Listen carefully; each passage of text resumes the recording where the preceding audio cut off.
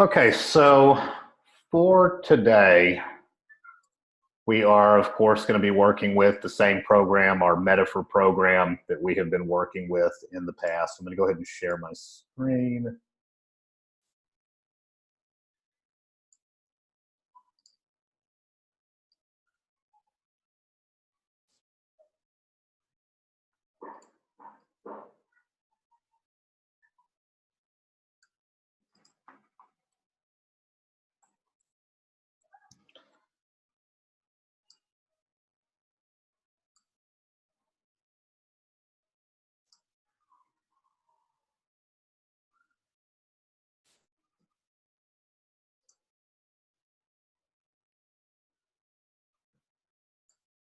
So for today, you are on the final step, or that's the goal, the MVP of today. Um,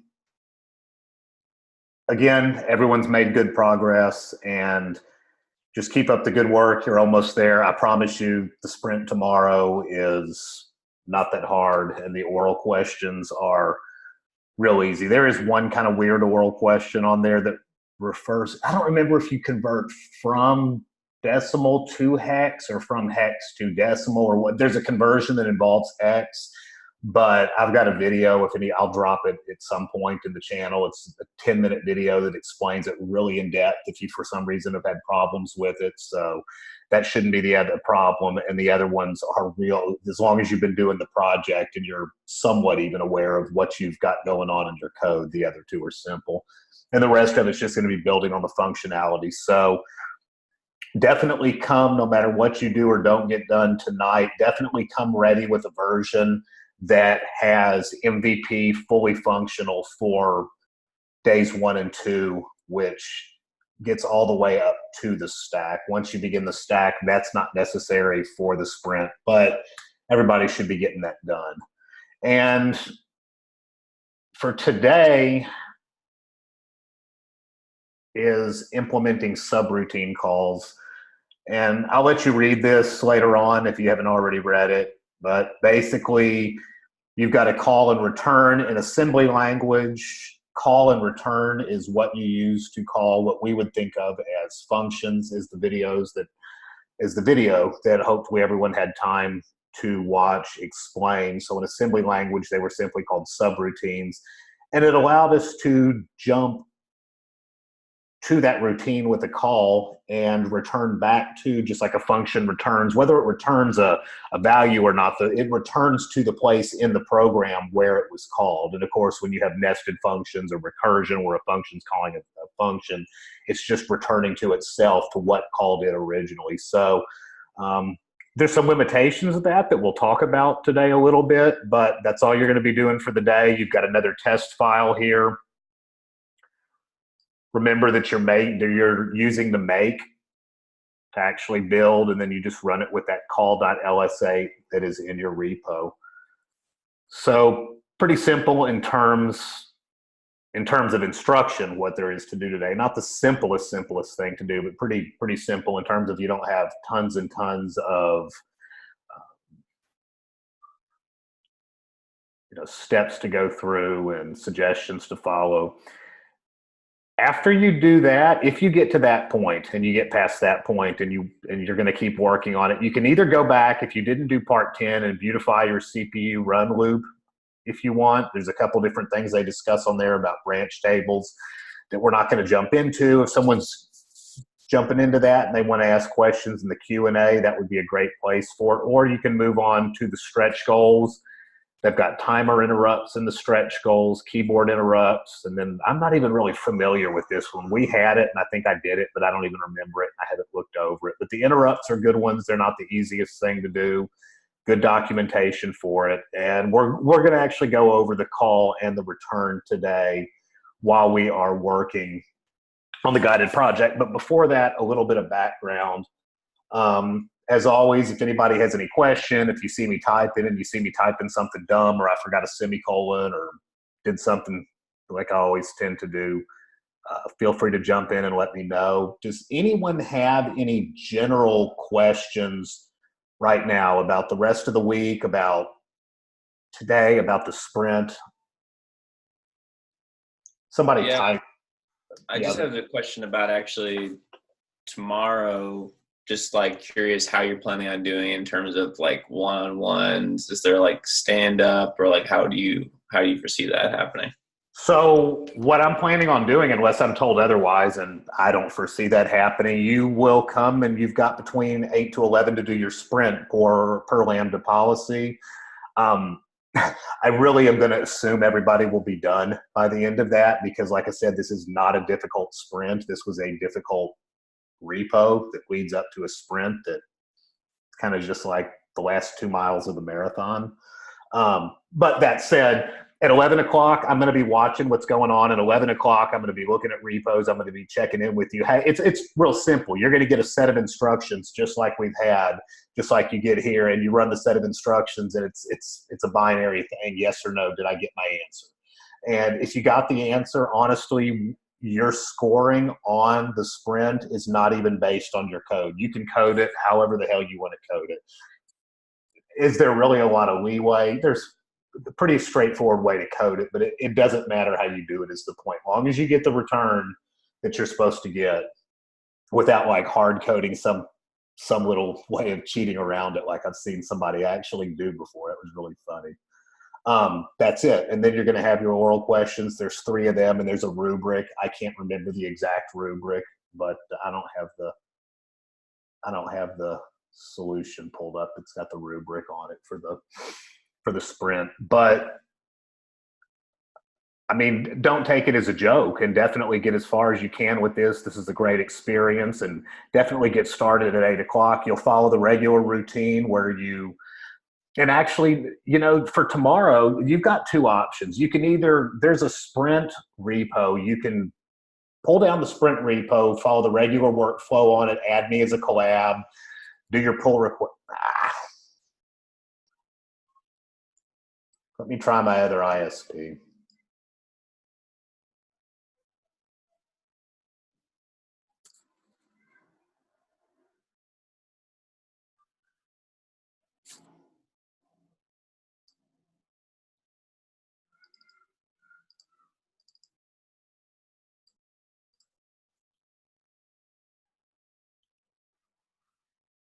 Can y'all hear me better now?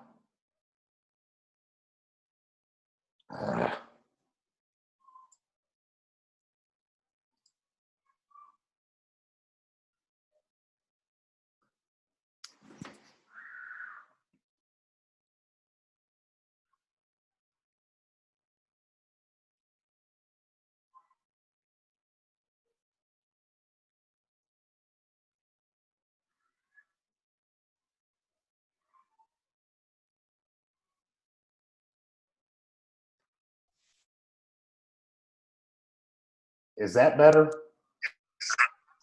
Yep. All right. If it breaks up again, I'm actually going to switch it over to tethering my phone to it because that runs off the cell network. So, where was I? I'm talking about the sprint when it started breaking up real I think you're just saying that it wouldn't be that hard, and we just need to get the result to print. Yeah, you've just got to get the result to print without hard coding the result or something cute that, like I said, people have actually tried in the past. And don't get me wrong, you're not going to get away with that. But if you got through as far as y'all have gotten through, it's not going to be a big deal. So anyhow, at 11 o'clock, I will check in with everyone. Assuming everyone's done, you'll have lunch from 11 to 12. To be dead honest, and you're not going into build week, so you don't have build week activities. You're just going on to the next week, and I'll be dropping the material for that at some point tomorrow. If somebody's done, or if somebody gets done before 11 and you want to message me, we can knock out the one-on-one right then. Because as what I'm aware of, the only thing you have the rest of the day is that optional type Q&A they hold at the end of the day. And I'm not even sure what Beej's plan for that is, because I'm just getting into this group. Had they normally had an instructor like at noon or 1 o'clock or something like that do a Q&A with y'all? Like usually like an ask me anything sort of thing. So where they're not giving the answer, but it's kind of an ad. Yeah, I'll check with Beej later on, and I'll definitely let y'all know, or we can talk about it in the Q&A today. But I would assume somebody will come in and and have a discussion like they usually do. But that said, after lunch, if you haven't finished and you need more time, you've got all the way to 5 o'clock, just per Lambda policy. But as you get done, I will try to accommodate you as quick as possible to get the one-on-one done. And that way you're free to do whatever you want to do for the rest of the day, and you can get out of there and be on your way. So, Hey, John, one more question. Did you say that we have questions to answer? Like, is this like last sprint where we had like interview? Mm-hmm. And I'll be Is that with you? And that's with you? Yeah. During our one-on-one or during the I do them sprint? during the one-on-one. I don't like interrupting people during the sprint, and that's just my thing. If you want me to hit you up during the sprint, let me know. I'll do it. But I just do them. They literally are.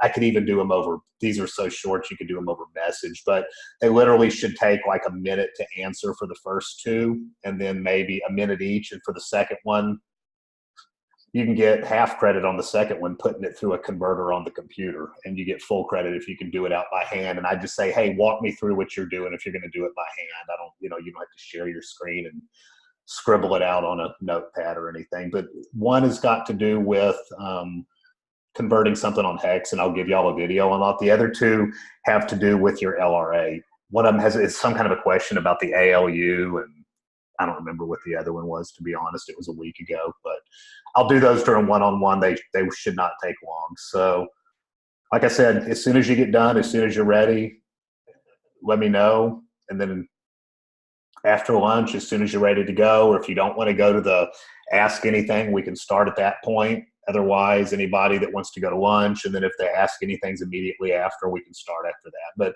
I try to more accommodate the students on a Friday in terms of getting everybody out of there as quick as they can, and because y'all don't have anything else to do. And I'd like to get through tomorrow as quick as I can so I can start getting ready for the GPs next week, because this has been a lot of leveling up for me as well since I kind of jumped into this unexpectedly. So does that answer everybody's questions about the sprint? Yeah, thanks. No problem. Yep. And I mean, it doesn't, nobody needs to say, dang well, you can go onto the Lambda School GitHub and find that sprint. It's not hidden. And it's the same old C sprint. I think actually the sprint, they've only got one version of the sprint. It's just kind of language agnostic how it's presented. But you can, as I was saying about the repo, you don't have to clone the sprint repo. You can just keep using the repo that you're doing, make a branch and call it Sprint Froland, Sprint Nate, whatever you want to call it, that delineates it easily, and just make a PR off that branch and just give me that, just shoot me a DM or whatever. Hey, I made you can request what can you do? You can make a branch and then request a review, and then I'll just automatically get an email that's how you're taking. That's how I would do it. There's really no reason to clone that repo. It's a real language agnostic repo that just contains the instructions. So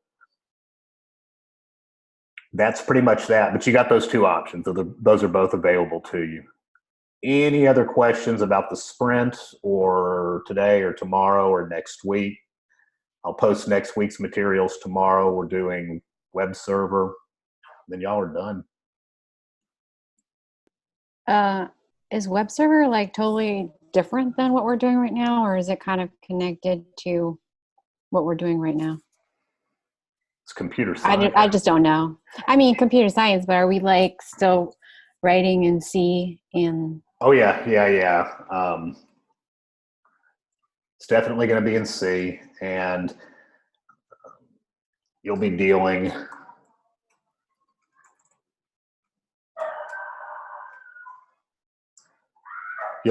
with a web server that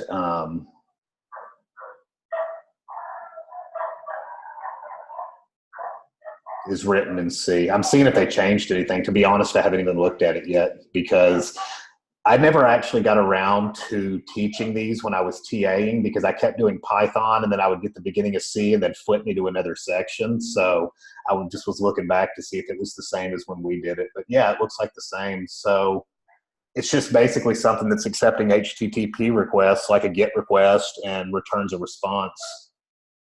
And so just like you built out a real basic CPU with the LR8 this week. You'll be building out a simple web server next week in C.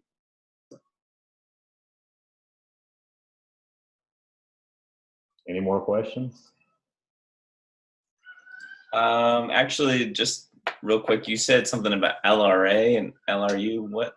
LR8. The name of the whole thing you've been working on this week is the LR8. They named it like the Lambda LR8. It's Beej's little pet project here. Just Okay. capital L, capital R dash 8. I don't even know what it stands for, to be honest.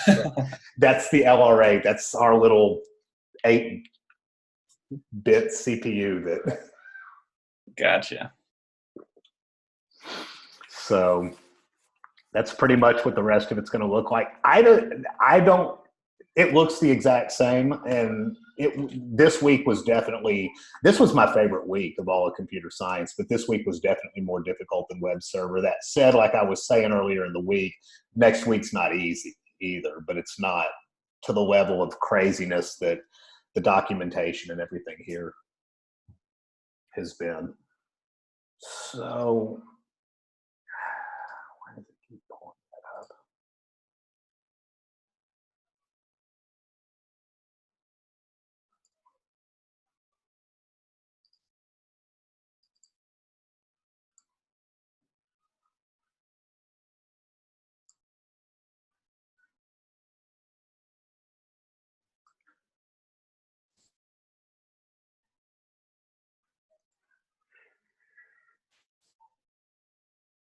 All right, I'm going to give y'all this address. I'm not really going to mess with it too long, but this is something kind of interesting if you just are so inclined to go in and play with it.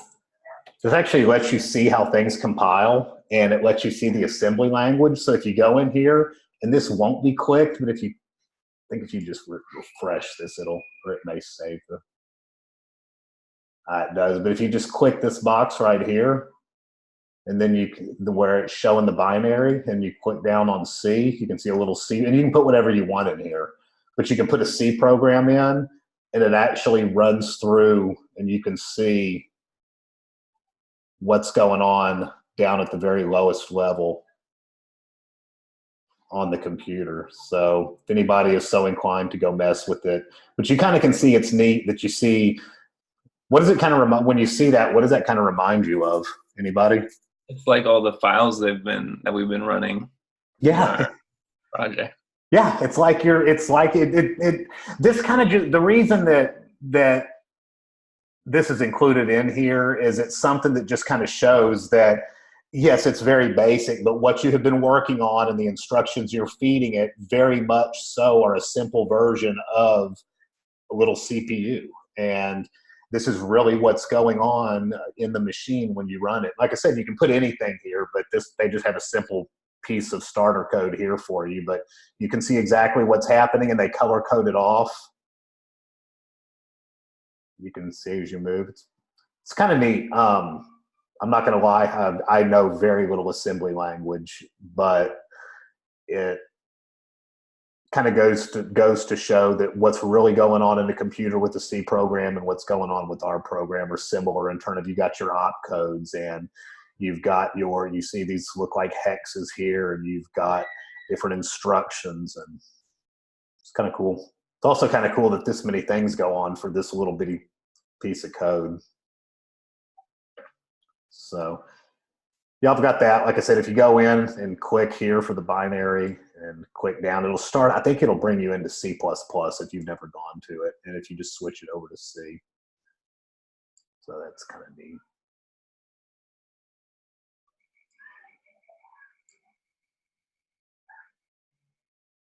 If anyone's curious on looking at it, this is next week's.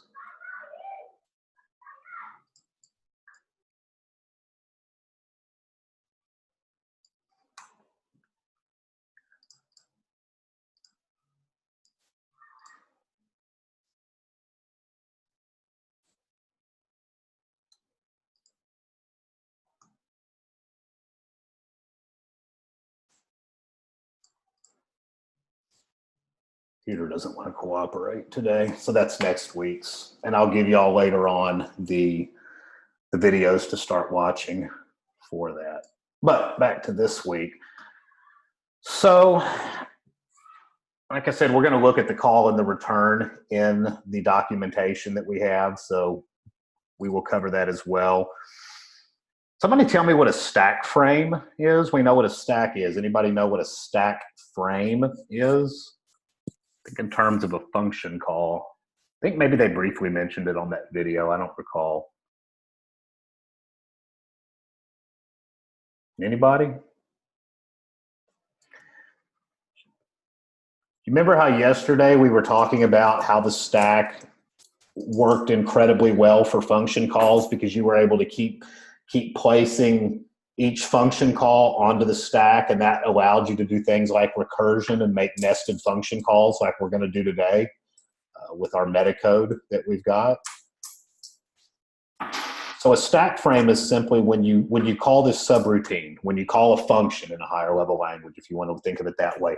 When you call it, it's going to send a return address. We'll see here shortly there's some other information it needs to send with it. It may be sending local variables, and that all goes onto the stack. So everything, depending on what it needs to be, that goes onto the stack when you make a function call or you call a subroutine is a stack frame. It does not have any sort of borders to it or anything. It's just a part of the stack, but each piece, each time you make a function call, everything that gets moved onto the stack is known as a stack frame. So if you ever hear that term, that's all it's referring to. Is think of it as that chunk of information that we've got to, put onto the top of the stack whenever we make a function call.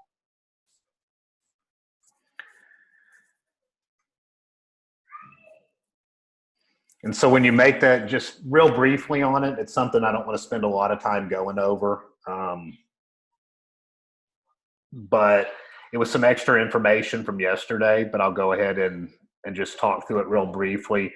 Basically, another thing that goes on the stack frame are the local variables. And that's why local variables are only available while that function is running. At the low level, that is exactly why global variables are not on the stack. Local variables are stored on the stack. So when I call a subroutine, I call a function, we're going to have its arguments, its parameters, and we're going to have the return address, normally the first thing, and we're going to have arguments and parameters, and we're going to have the local variables. So if you make a nested call, that piece of the stack still exists because now you've made a nested call up underneath that's going to go on the top of the stack, and if it makes a nested call, it goes on the top of the stack. So it can still refer to, you know how when you make a nested function call, the outer variables, the variables that are outside of it, but within other functions, other local variables are available. It's because they're still available on the stack. Does that make sense to everybody? Somebody type or speak up because I can't see the video. Yeah, it makes sense. Cool. So that's why that happens. The stack frames are allocated on the stack. They've got your return address, like we'll kind of see today in the simple version we're going to build. They have your local variables. They contain your arguments and parameters in most cases. In some cases, they don't. But the return value, now the return address is stored on the stack. The return value, if let's say an int main void and we return 0, that return value is often stored in a register. So just keep that in mind. Like I said, the return address is part of the stack frame, and those stack frames are allocated whenever the function call is made, and they're deallocated whenever we're done with that function. We move that stack pointer. So the information's still there, but we're no longer able to access it. Only other thing kind of to mention about it, if you call two functions sequentially, the local variables in the second function will occupy the same stack space as the local variables in the first. That's why uninitialized local variables hold garbage values. They're actually referring to the values left over in the stack from the last function call. So just remember, on a sequential function call, the local variables in the second function occupy the same stack space as the local variables in the first. that's not incredibly important for today, but that's a nice little piece of information to have. So talking about call and return, both in assembly language and in our LRA and in our project we're working on today. One thing about call is that no parameters can be passed with call. I kind of alluded to that talking about the parameters being on the stack. And for the return, no return values can be passed with a return. All a call and return is, as we'll soon see, is information on where we need to go, and if we're going to return, we have to handle the return there as far as where it's going to return to. So when we make a call, we just know where we need to jump to in our program, in this script that we've been using. And then in the return just knows the call will actually place the return address on the stack, and the return will go back and pop that off the stack. And so that's why the return address goes first. We talked about a return address, and then the parameters, and then the local variables. Well, once all that's been done, you can pop all that off, and the last thing to pop off before you deallocate is the return address. And you'll see that in action. That's why I'm not doing too much of a graphic representation of this right now, is because you'll see this happen when we implement it here in a few minutes. So I talked about how you would pass parameters or get return values. For the parameters, you can push them on the stack. Remember the parameters, the arguments, the information that you're feeding that function. You can push them onto the stack. You can pass them in registers as well. Can anybody tell me what a problem would be if we used them in a register? If we hard-coded a register, what would the problem with that maybe be on a function call? It's going to limit our ability to do something. Not within that function too, but anybody have any idea? Think about it. If we're putting it on the stack, we can keep putting it on the stack, and we can keep making nested function calls or recursion. But if we put it in a register, wouldn't that create a problem if we wanted to make a recursive call or make a nested function call? Because you'd be overriding that register, and we wouldn't know where to return to. Make sense? Okay. I think so. So basically, think about, killed my video.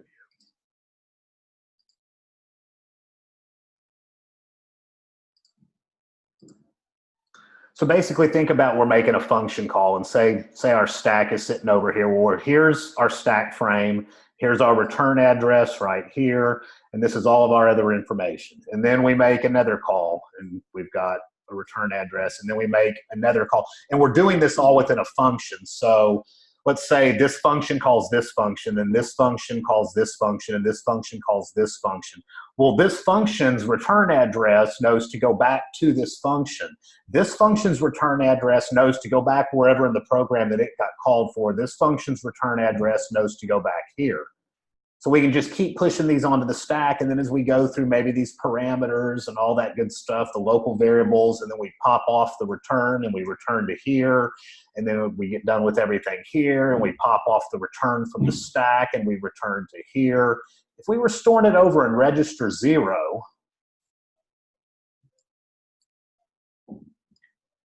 especially if it was recursion, I suppose each function you were calling, if you were calling a different function, could have a different register allocated for it to store the return. But think of it if you were calling recursion. So each time you make that recursive call, you're saying, okay, this function calls itself here. This function then calls itself again here. Think of this like recursion. Each time it's telling it where to return back to in the script. But if we put it over here, we don't know where to return back to. We don't know the address in memory where to return back to, because these are addresses in memory. Remember that. So once we put this over here, well, then what happens when we put this over here, and then we call it recursively and we put this over here? Okay, so we know how to go back here. Then we go back here and it tells us to go back to ourself. That makes sense? Yeah. That doesn't sound like a very confident yes, but we'll keep moving and we'll see if maybe the rest of the day kind of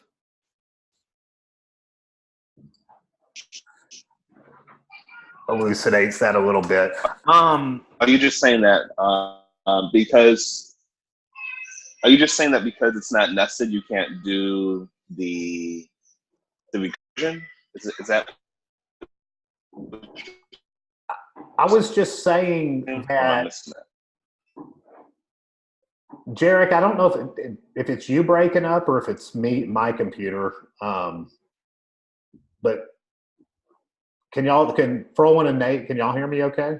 I can hear you. I think Jarek was breaking up. Jarek, I think your phone broke up, so I didn't understand the question.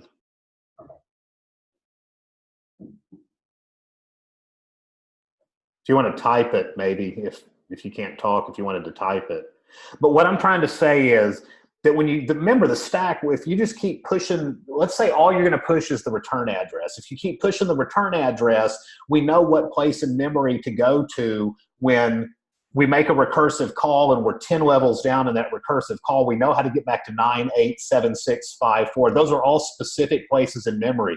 Those are not unique just because the same function called itself. We need to know where to go back to in memory.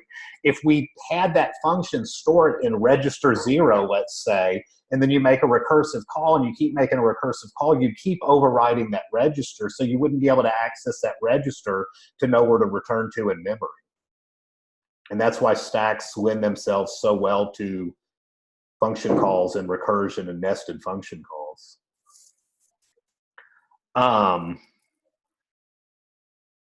The return values can be on the stack, but more commonly a register is just used, because remember, as we're making these nested calls, you can use a register for that because you're having to work back up, so you're not overriding anything that you need like you would be for a return address. We'll go ahead and add the call and return to the Metaphor machine. First, we'll take a look at the documentation. So if we look at the LS8 spec, we go to call in a register. So a call calls a subroutine, a function, just called a subroutine back in the day, especially in assembly language, at the address stored in the register. So all this does is it says call. We got our binary instruction, our 8-bit instruction for call, and it's going to give us a register. And that register will have an address in it of that subroutine, where that subroutine is stored. Something else you can think about also is that we won't dive into, but why, when you define subroutines in C, they need to be above where it's being called. So we'll call a subroutine at the address stored in the register, and it says the address of the instruction directly after call is pushed onto the stack. Because remember, when we call this subroutine, we need to remember where to come back to in our program. So the address of the instruction directly after call is pushed onto the stack. This allows us to return to where we left off when the subroutine finishes executing. So we're just going to have, that's the return address. And the PC, your counter for your program, is set to the address stored in the given register, the address of the subroutine. We jump to that location in RAM and execute the first instruction in the subroutine. The PC can move forward or backwards from its current location.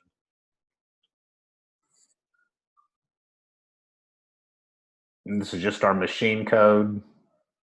You see the actual 8-bit code in the register right here that we're sending it to.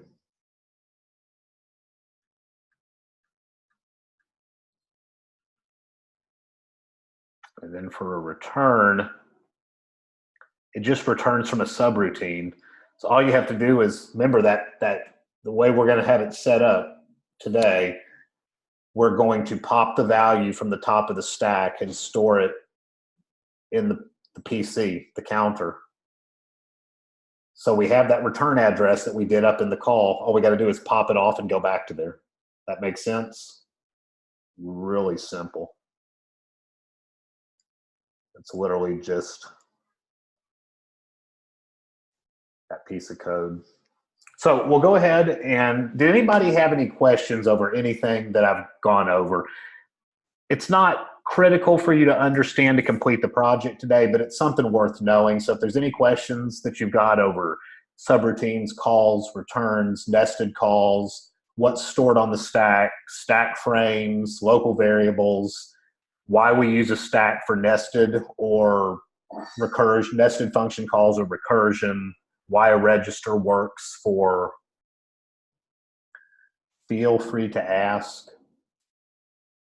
Talk about it more in Q&A if you need, and chatting one-on-one today. Anybody have anything, or everybody good to go onto the code? Good to go. All right. So I'm going to give everybody a 5-minute break. So come back at 32 after the hour, give or take. I'll just leave my screen running. I'm going to kill my video.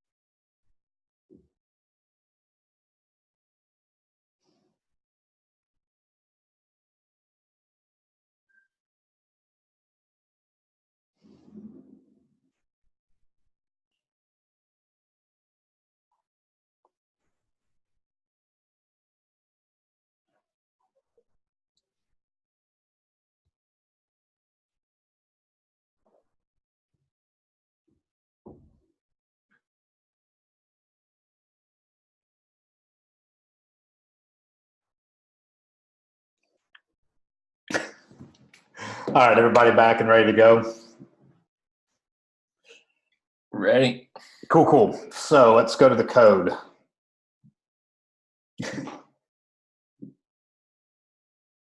I'm sorry, I'm joking.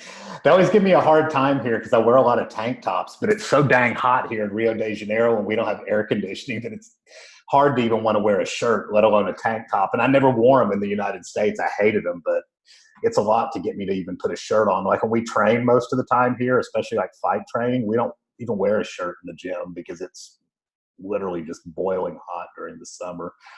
So I went back and changed all of my profile pictures on Zoom and GitHub to a picture that actually had a regular shirt on. And I'm laughing with one of my bosses here that's my friend about the fact that I changed it. She's like, it's just a t-shirt. It's no improvement. I said, it's better than a tank top or shirtless. I used to come to CS7 with no shirt on when I was a student. I mean, you're just like, you know, the camera right there, but I don't wear a shirt. Then when I became a PM, I put a t-shirt on. Then when I became a section lead in MDP, I was actually putting a collared shirt on. And when I came back here, I was in the middle of the heat of Rio de Janeiro, and it was right back to tank top. So that's our little running joke that we always have. Okay, so this is the exact same piece of code that I handed y'all yesterday when we ended. What would be the first thing we wanted to do if we're going to add a call and a return? Define it. Yeah. So we'll just say define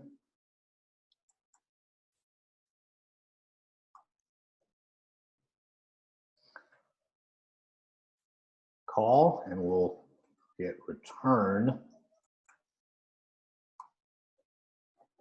All right. I'll just go ahead and open the piece of code that we're going to be running to kind of walk you through what we're looking to do. So remember, when you call, it's actually going to have the address of the subroutine in a register. So we have to save a subroutine address in register 0. And then we'll save it at the subroutine address. This is all theoretical here. This is just kind of pseudo-coded out to give you an idea what's going to happen on the side. But the actual instructions, of course, are these numbers. And then you're going to call register 0, so it'll know to jump to address 6. And then we got a halt. Well, this is address 6. Think of this as address 6. So when we call this subroutine, we're going to save this subroutine address in register 0, and we'll call this in the subroutine 2 is at address 14, and we'll call subroutine 2. So then what happens, we actually jump to subroutine 2, and print John, print John, print John, return. So now we've returned to this point, print John, return. Now we return to this point and we halt. Does that make sense? You're going to get 5 print Johns, but this will prove that we're able to call and return and deal with a nested function with the simple functionality that we're going to implement. I just like going over these files so you kind of have an idea of what we're doing when we run them and why it's proving what we're doing is working, as opposed to just saying, oh, well, it should print John 5 times, and if it does, that's good. Okay, so we've added the call and return. Now remember, we're going to store a return address. So we probably want to define, call it return adder.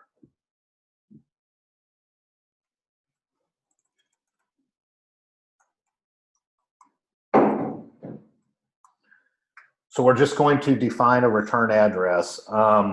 This is all still the same material that we dealt with, if just reading the file in like we do the external file through the command line. Got our while loop and our switch. I do here. Oh, that's ugly.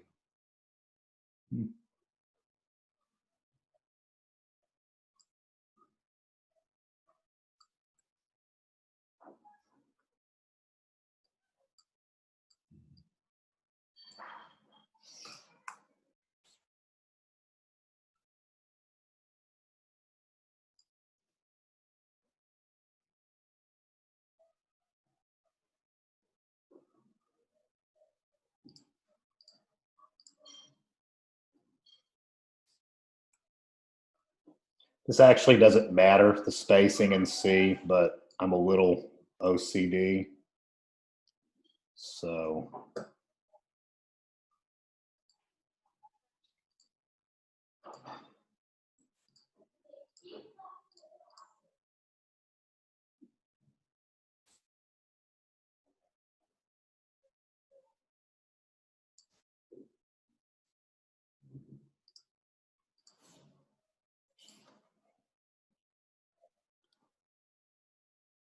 cool, so it still lets me compile. I don't know why it's got that red in there.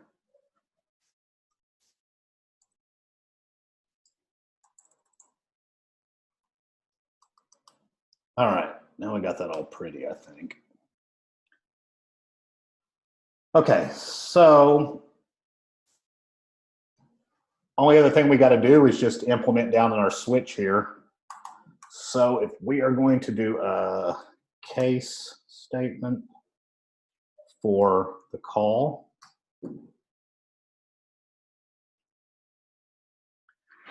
now remember in the call, go back to our documentation.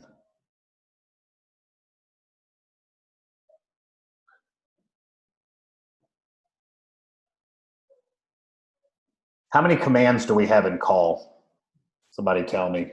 How many lines of code will a call take up before you get to the next instruction? You get 2 lines, I guess. Yeah, 2 lines. It's the instruction and the register. So when we return, once we're done making that call, we actually need to jump to the next instruction, right? The next instruction in the program. So how many spots would we iterate up for the return address? Because we need to save the return address, remember. Just do PC plus 2. Yep. So we can just say return. And in our case, remember, I'm just using the current index. Y'all are using the PC. So we save that. Then we need to push the return address onto the stack. Remember, we're not going to be dealing with any local variables or anything in this simple demonstration, but we're going to push it onto the stack. Now, we can't go up here and call push, unfortunately. But what we could do is, what would we going to do? If we wanted to push onto the stack, what would we need to do to the stack pointer? The stack pointer is stored at registers 7. What would we need to do here? Increment or decrement it? If we're going to add to the top of the stack. We're going to push, we need a decrement. Correct. Thank you. Okay.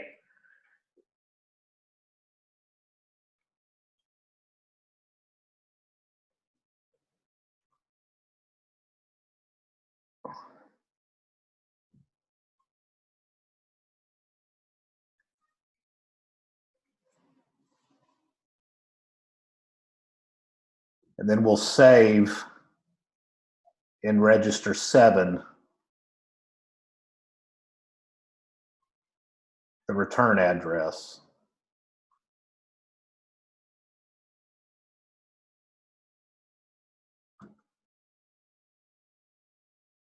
In the memory, excuse me, the memory at what we have stored in register 7 to be the return address.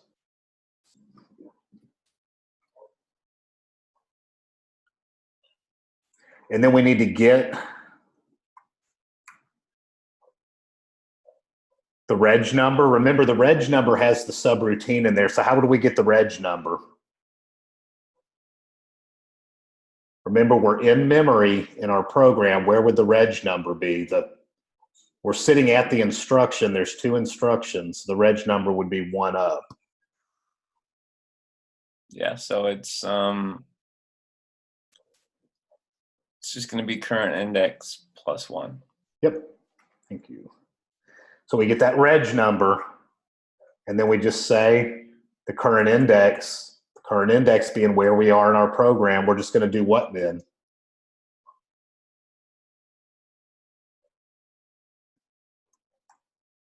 We would go to our registers and go to that reg num. Do y'all want me to comment this like I did yesterday for the other ones? Yes, please. Okay, I'll do that after we're done here, but I'll definitely do it the same. Were the comments that I added yesterday, were they sufficient for anybody that wanted them? Make sense? They were helpful to me. Okay, cool.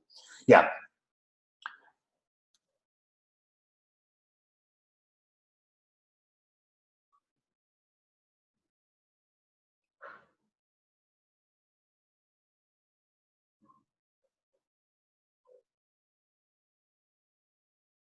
So just remember that all we're doing here is we're getting the return address. The return address being that current index plus 2 because it's the next instruction after the subroutine call. Then we need to push onto the stack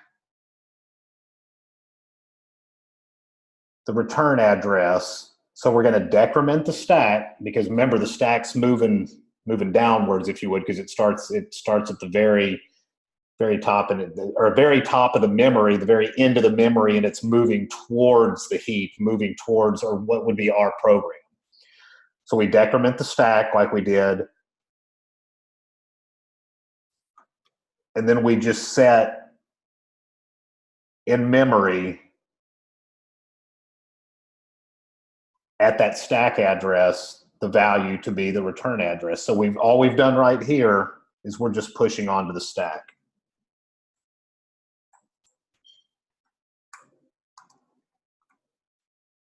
Push return address onto stack.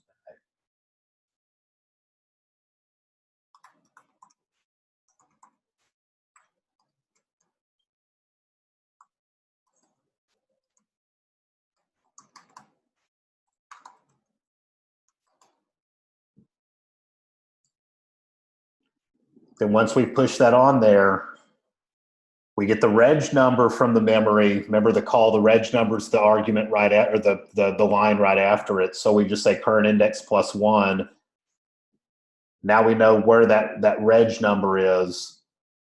And that reg number holds the address, the actual address, the data stored in that reg number. So we'll say registers at that reg number, and that address is the current index. And that's the call. It jumps to that place in the program. Does that make sense to everybody? We've only got one tiny other little thing to implement. So if something doesn't make sense, please ask now so that you're not confused. If you're going into it before the Q&A today or whatnot. Just getting the return address so we can come back to where we left off after the subroutine. We're pushing that return address onto the stack so that we can access it in the return here in a second. We're getting the register number. It's just the line in memory, the operand that's after the actual call to the call, no pun intended. And we're just setting the current index to what's stored at that register. We're jumping to that subroutine. I'll just go ahead and comment this now.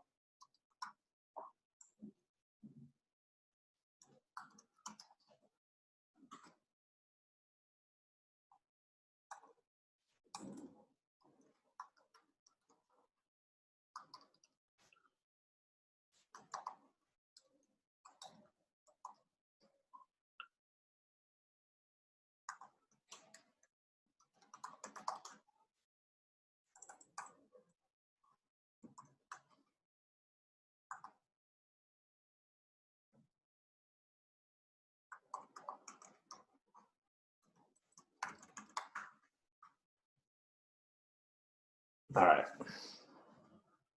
So we got a call. Now we need to do a return. Call that RET, I believe. Yes.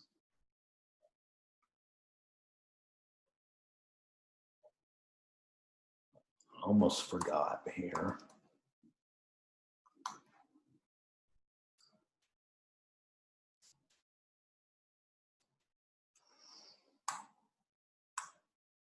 So for a return, we go back and look at the documentation.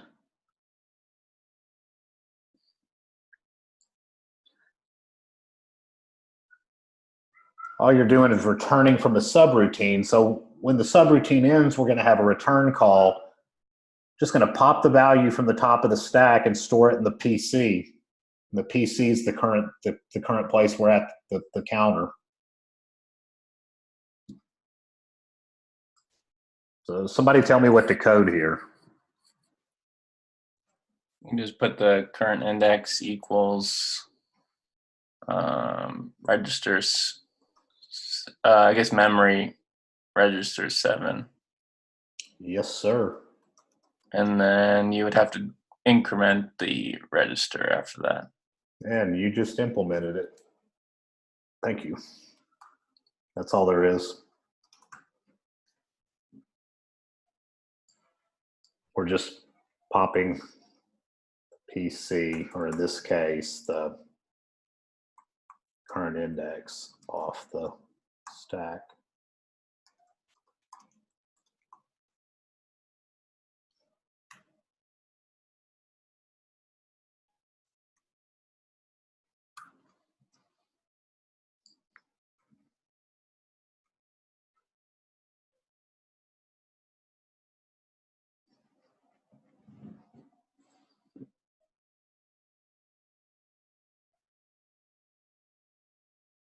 So that's all we're doing, is we are changing the current index, and because we popped it off the stack, we're just going to increment the stack and move back up one. The information will still persist, but we're no longer pointing at that piece of information, no longer have access to it. Anybody have any questions about what we did here?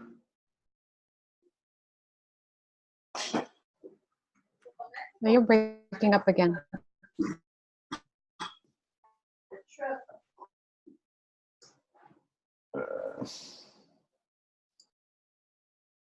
Right. Yeah, there it is. All right, is that better again? Yeah. Damn, what a day. So we got through the return. Did anybody have any questions on what we did in the return?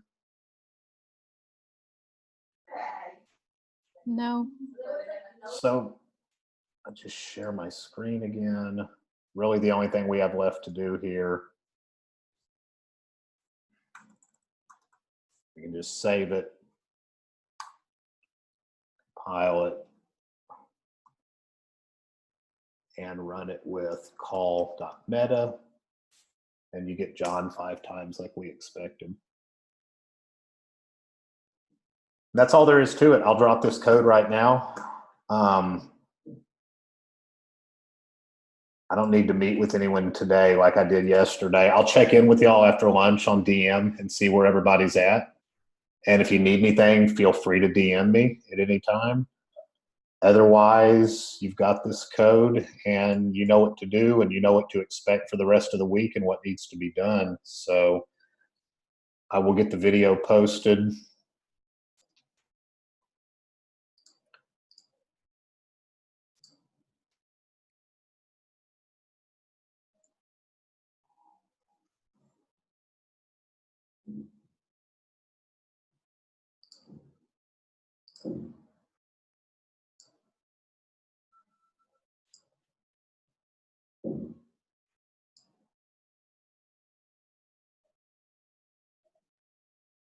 Okay. If nobody needs anything else, I'm going to go ahead and let y'all go. And like I said, y'all know what you need to do and you've got the information. And you got all your stuff. So let me know if you need anything, and I'll check in after lunch on DM. The Q&A will be at 2:00 as usual, but Beej may be running late. Who knows? But just if you got anything, if you can make it, be there. It's optional. Like I said, I mean, I think it's a good thing to be in if you get a chance. You both got to see yesterday what an advantage of going in there was, like I talked about last night, that you got that time with Beej. So even today, there's going to be a maximum of 3 people in there if everybody comes. So y'all have a good lunch, and I will get the video posted. We will see each other later. Cool. Thanks, John. Yeah.